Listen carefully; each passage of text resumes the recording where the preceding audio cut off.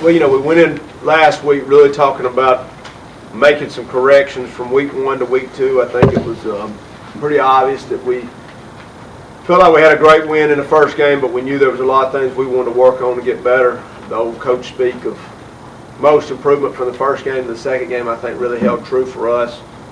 We feel like we corrected a lot of things, and we're definitely in a never-ending process of trying to get better. But saw the corrections we wanted to see. We had a really good week of practice. Came out and really ran the ball well, which was one of our big points of emphasis. Defense had another solid night. Ran to the ball real well, tackled well. Had some issues on third down early on, but felt like we corrected those. And then another really solid night in the special teams. So all in all, a really good night. Like I said, the corrections we made, we felt like we saw those. And of course, to have a kind of a record-breaking night out of our rushing attack was really nice, especially in front of a great home crowd.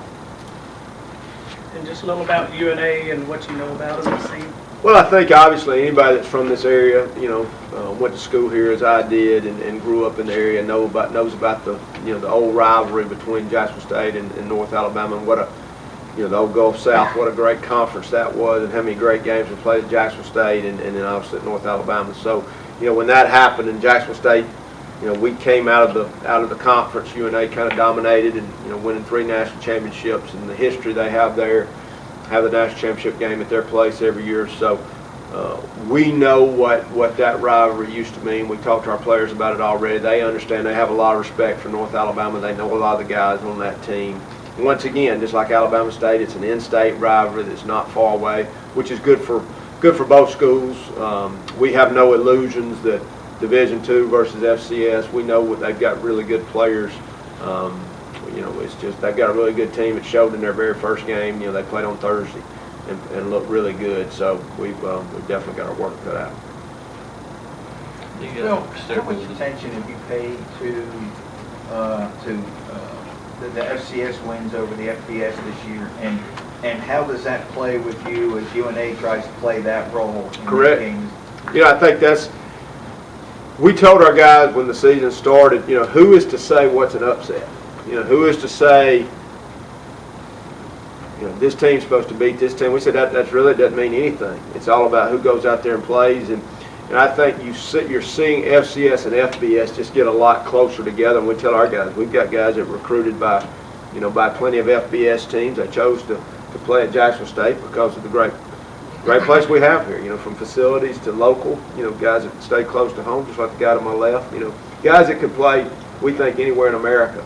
And we really believe that. Well, that's, North Alabama's got the same thought process. I mean, you've got guys that played at Division I, FBS schools, junior college guys that were recruited by everybody. So for whatever reason, maybe it's their tradition, their history, they chose North Alabama. But if you look at those guys on film, this is not coach talk, they're going to look as good as anybody will play in our conference. We know they're well coached. We know they're going to play physical, hard-nosed football. They run the ball very well. They're very good, very sound on defense. Their kicking game is really good. So, it looks just like playing somebody in our conference. So, we know exactly what we're dealing with. And I think you made the point is, look at all the FCS teams beating FBS teams. So I'm sure they're saying the same thing for Division II to FCS. They've got several transfers. Oh yeah, you just go down that list. There's guys on there that I recruited at South Alabama, and whether it was an academic issue, and a lot of these times, let's say we're talking about a junior college guy, maybe he doesn't graduate until July or maybe even August. So it's a question, how soon can you get the guy? So a lot of FBS teams move on. If they can't get a guy in spring training, they don't get him, and there's people just like North Alabama that's sitting there glad to take them. And I know, of course, when Coach Bowden was there, they were getting guys, every time you turn around, they were getting another FBS transfer, well-known, big-name prospects. So those guys are still there. You're looking at 9 seniors on their defense. That's kind of unheard of. So these are guys that transferred in, junior college guys, guys on our staff. We've all recruited some of these guys. These are well-known names. They're good players. They're talented. So you're looking at size, speed guys who can run and hit. It looks like we're playing somebody out of our conference for sure.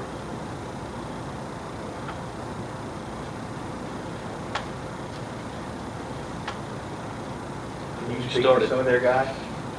That- Well, I think, if we just start out on the offensive side of the ball, their running backs look like our running backs, and I give that. That's high praise coming from me. These guys, and it's a stable. They're all strong, fast, and at the running back position, you don't have to be 6'2", 220 pounds. A 5'9", 200-pound guy that's all muscle that can run. That's what we see. From Coffee to Thompson number 24 is really good. You notice him, Coffee, they list him as their fullback. He plays their wildcat, very good. Their quarterback Wingo. I remember him when he was in high school at Hillcrest, Tuscaloosa. Just a winner. Runs it well, physical, strong, accurate passer. Was a very good high school player. Their offensive line is a good size, but they come off the ball and stay with their block. Got a bunch of receivers that will block in the perimeter.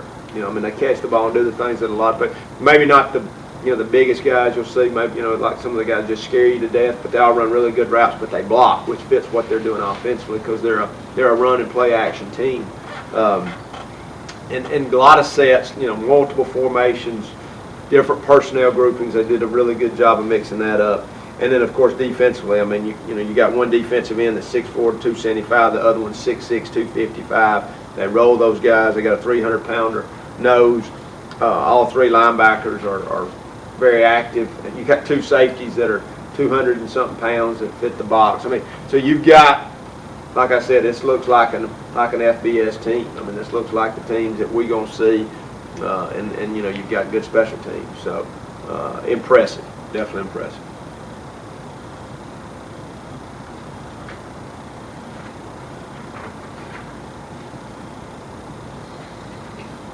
Can you speak, maybe, since you mentioned the ends and their size, that match up against what your offensive line, especially what your offensive line did last week, Right. helping, with the run game, but put that, match that up together with Well, those two big guys against with different states. I would say for them, they have seen, that's the kind of offense they see, when they go against each other. They see against a physical, good rushing attack that does a lot of zone read and zone option. So if we were in the same mode we were last week, if that's how we turned out and wanted to play this week, that's what they've seen a lot of. They're not a huge blitz team. They get in there and play their front and their coverage, which probably helps them to deal with tempo. They're not trying to get a blitz check or I think we can sometimes give those guys problems because they're waiting on a call from the sideline. These guys just go get lined up. Now, sometimes that's advantage because you have a better idea where they're going to be versus maybe the last 2 weeks where it was just a constant blitzing. But probably in the grand scheme of things, that's probably a little bit better way to play tempo teams because it gets you lined up and gets you ready to play with us trying to play at a fast pace.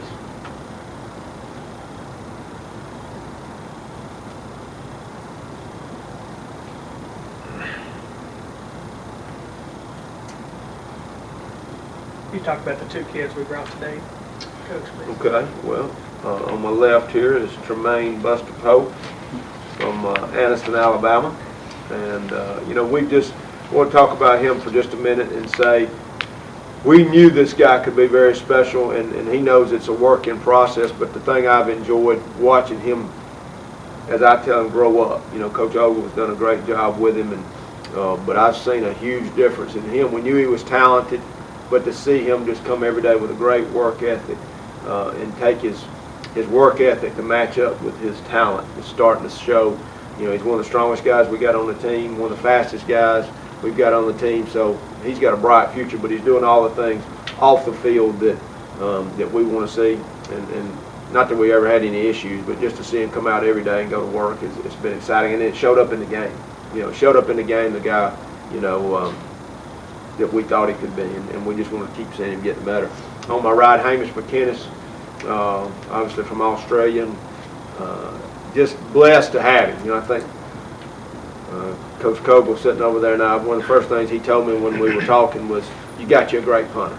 And that was huge to me, to know, because I am all about the special teams. Coach Riley does a great job with those guys, with our whole special teams, but to have a guy like this who's an athlete, who comes and works every single day, is not a prima donna, is not a, you know, when you think of a kicker, is not a guy, I mean, our kickers work. I mean, he'll attest to that. They come to work every day. He's got a chance to really be special. You know, and that's like all of us. You have to get better every day. But we're glad to have him, and that goes without saying. So, and glad to have him for a few more years too, both of them. So, two good guys.